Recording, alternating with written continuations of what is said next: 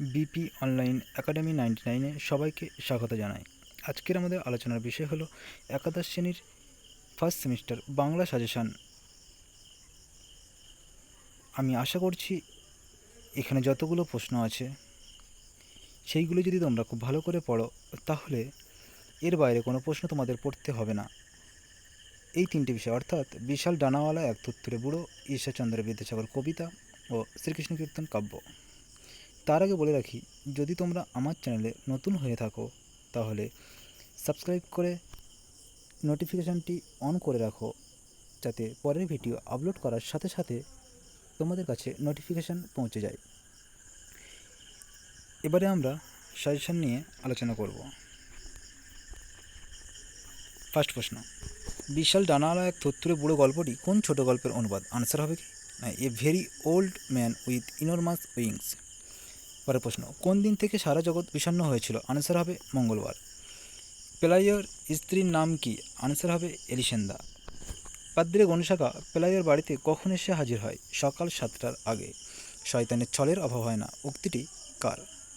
পাদ্রী গণশাখা। পাদ্রী গণশাখা দেবদূতকে কোন ভাষায় সুপ্রভাত জানিয়েছিল?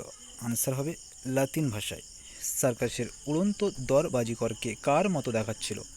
আনসার হবে নক্ষত্র বাদলের মতো। ভ্রাম্যমাণ প্রদর্শনীর মেয়েটি মাকড়সা হলো কিভাবে? আনসার হবে তার বাবা মায়ের কথা অবাধ্য হওয়ার জন্য। পরের প্রশ্ন, বিবৃতি অন কী বলছে? গিরিশরূপী বিদ্যাসাগরের চরণে আশ্রয় পাওয়া ভাগ্যের বিষয়।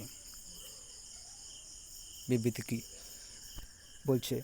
তিনি প্রবল জ্ঞানের অধিকারী। সঠিক আনসার কী হবে? প্রথম বাক্যটা ঠিক এবং দ্বিতীয় বাক্যটা ভুল।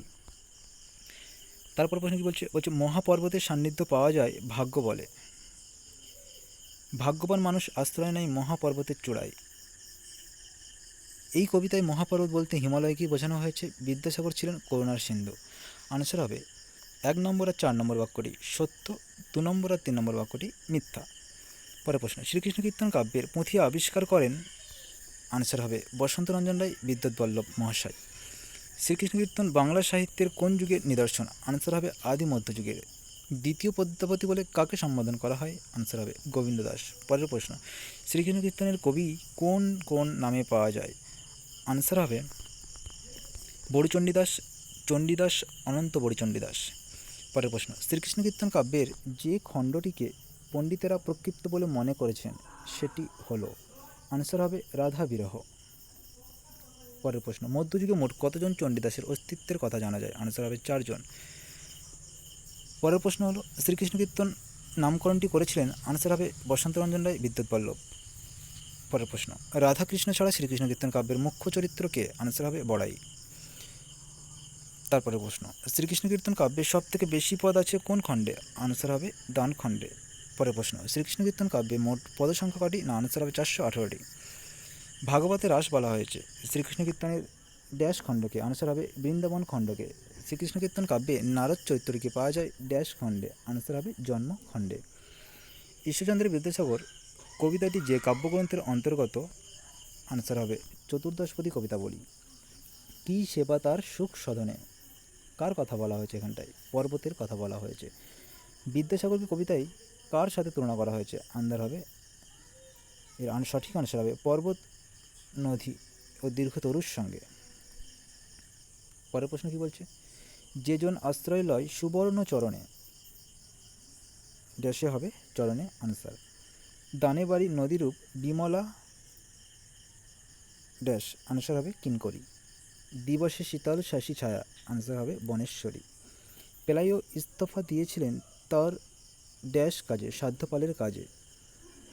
জরাক্রান্ত ডানাওয়ালা বৃদ্ধের বিলাপ ছিল ড্যাশ ভাষার মতো? নরেয়ান ভাষার মতো। বিবৃতি, পেলাইও এলিসেন্দা হতভম্ব হয়ে গিয়েছিল। বিবৃতি বি কী বলছে?